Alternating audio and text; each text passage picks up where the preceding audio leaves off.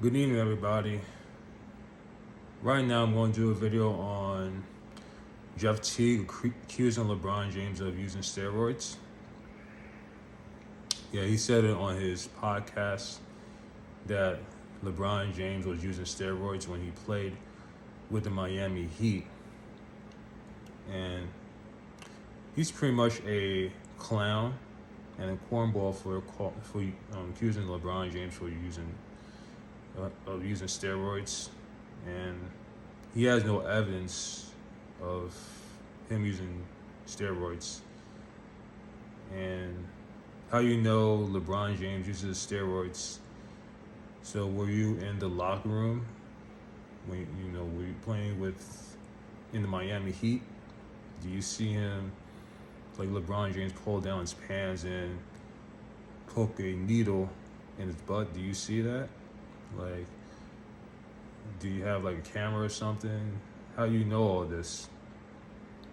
And did LeBron James tell you that he used steroids when he was playing with the Miami Heat? Of course he didn't, and you weren't with him. So how do you know if he used steroids? And the reason why he's saying all this is because he's jealous of him, and he's not as great as LeBron James. And LeBron James is a GOAT, in my opinion. And he dedicates a lot of time into playing basketball, improving his game, and taking care of his body, exercising, and he has great genetics. So, I mean, he may be, we don't know exactly what he's using. He may be using steroids, or maybe not using steroids, so we don't know. And he has no evidence for accusing him of using steroids. But for example, is Michael Jordan, who used to play basketball. He was able to play all 82 games, and then again he had 6-0 in the finals, and also he had a 48-inch vertical, and he had all those 10 scoring titles and 10 defensive player of the year. So how did he get all of that? Is this all from just natural talent and skill? Or maybe did he use steroids? So nobody is speculating about Michael Jordan using steroids when he played basketball, and he's able to play at a very high level. And then when you think about this 6-0 run that he had three-peat 2 times during the same decade. No other basketball player had that. But yet we're going to sit up here and accuse, microscope LeBron James as an only basketball player who uses steroids because he's playing basketball at a high level at 40 years old. But we don't talk about Steph Curry and Kevin Durant, who are like 37 years old, and they're capable of playing at a very high level.